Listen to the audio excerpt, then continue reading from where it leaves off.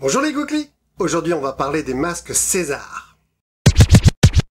C'est en 1885 que la société César sera créée et s'implantera à Saumur.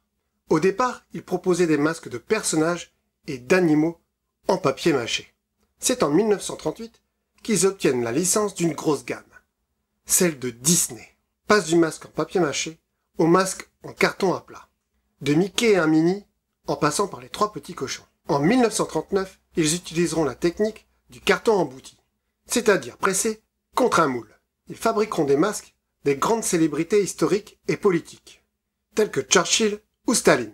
En 1954, arrive le plastique, avec la technique du thermoformage.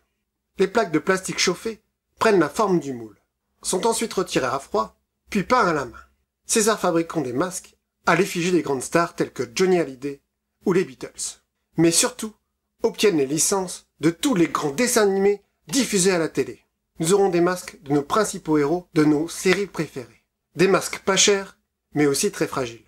Et pas toujours très ressemblants. Je suis désolé, mais le masque de Raon, c'est la version Botox.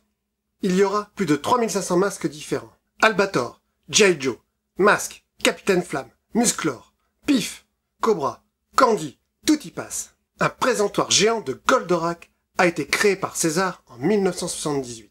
Il était en 3 parties, avec la tête et les 2 cornes. Il servait à attirer le regard des enfants sur la partie des masques César, exposés dans les grands magasins tels que Galeries Lafayette ou la Samaritaine. Il faisait 1 mètre de large pour 63 cm de hauteur. Certains masques aujourd'hui valent une véritable fortune, comme celle d'Ulysse 31. Le carnaval, le fameux Nono, le petit robot, et pareil, on commence sur un prix plaisir, maître, on commence à 20 €. 140 au téléphone, à 140, plus par nous, à 140, à 140 €. Il y avait un concurrent à César, c'était le groupe Festa, qui eut elle aussi quelques licences telles que la bataille des planètes. Pour identifier un masque César, c'est tout simple, c'est moulé en gros sur le côté du masque. Les plus grosses ventes étaient lors de carnaval, mais surtout de Mardi Gras, où les enfants se déguisaient pour aller récupérer des bonbons.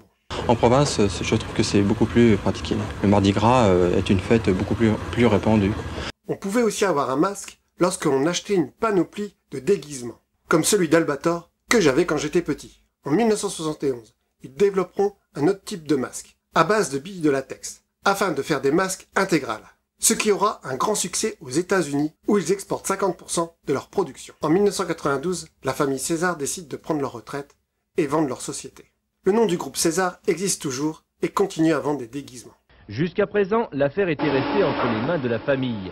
Mais le 7 février dernier, Massport, leader français de la panoplie et des tentes, rachetait César. Ma famille est arrivée, je dirais, au terme de sa vie économique et donc a décidé de prendre sa retraite et donc de ne garder aucune partie du capital. C'était ainsi.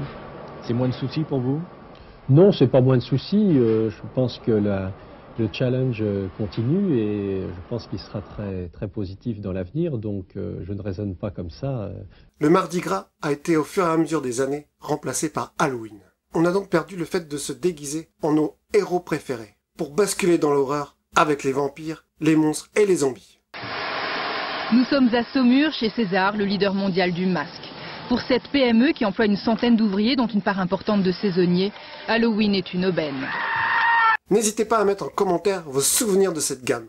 Salut les Gouklis et à bientôt dans un autre univers.